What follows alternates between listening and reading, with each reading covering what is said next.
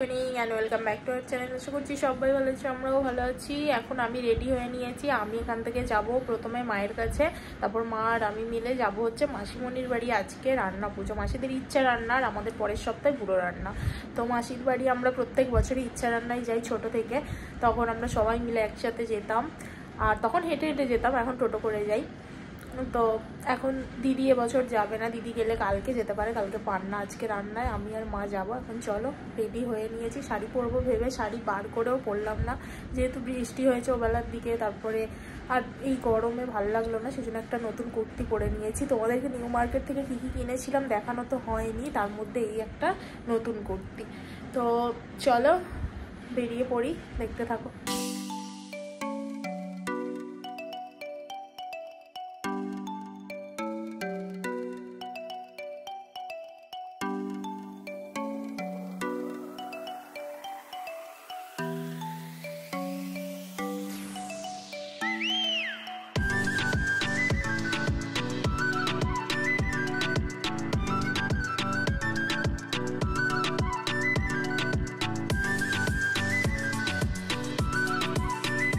মাসির মোটামুটি রান্না হয়ে গিয়েছিল, কিছু রান্নাই বাকি ছিল। তারপর মাসি মা আমি মিলে গল্প করছিলাম।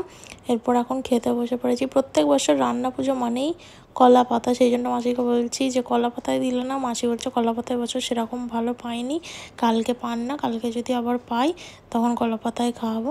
আজকে এমনি পাতাতেই খেলাম। রাত্রি 10:30 বাজে। মাসির বাড়ি থেকে এইমাত্র এলাম বাপের বাড়ি। তারপর বাপের বাড়ি থেকে সৌরমকে আনতে আসবে ঠিক 11টার সময়। এখন 10:30 বাজে, প্রচণ্ড গরম হচ্ছে।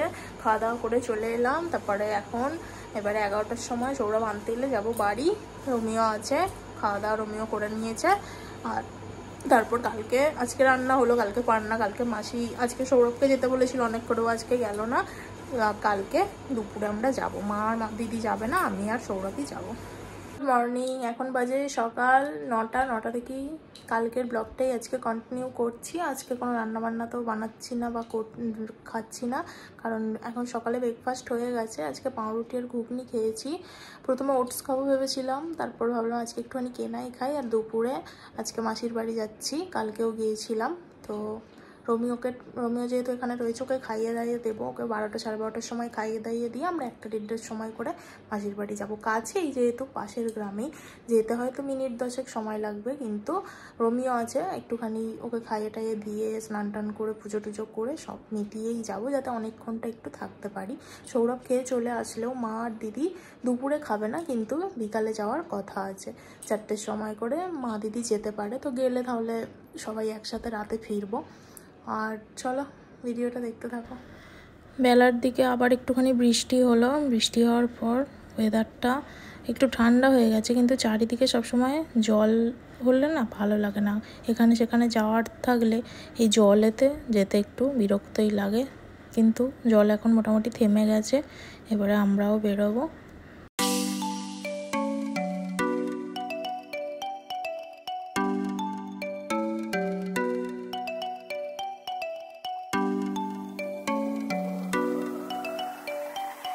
চলে এসছি এখন। মাসি এখানে কলা পাতা জোগাড় করেও ফেলেছে, আর এখানে এখন রেডি করছে।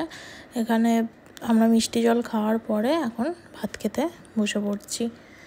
আজকে অনেক রকম রান্না হয়েছে, ফুলকপি, চিংড়ি, পুঁই শাক, শুক্তো, তারপর ভাজা, ডাল, মাছ সবই আছে, গুড় অম্বল। তো খাওয়া দাওয়া করে নিই। মা দিদি 4টের সময় করে আসবে।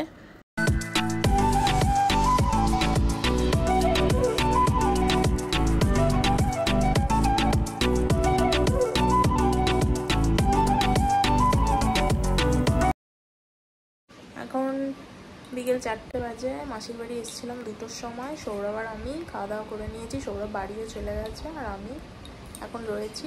মায়েরা আসবে একটু পরে, মা আর দিদি, তারপর একসাথে রাতে সবাই মিলে বিকেলবেলায় মাসি, মা, দিদি, আমি সবাই মিলে এখন এইদিকে একটুখানি রোডের সাইডে ঘুরতে এসেছি। এখানে একটুখানি আইসক্রিম খাচ্ছি। অনেকটা হেঁটেই এলাম, আসার পরে গরম হচ্ছিল, তো সেই জন্য আইসক্রিম ফুচকা খাওয়ার পর বাড়ি চলে এসেছি। আর এরপর মাসি এখন চা করেছে, চা বিস্কুট খাচ্ছি। রাতে খাওয়া দাওয়া করে 8:30 9টার সময় চলে যাব।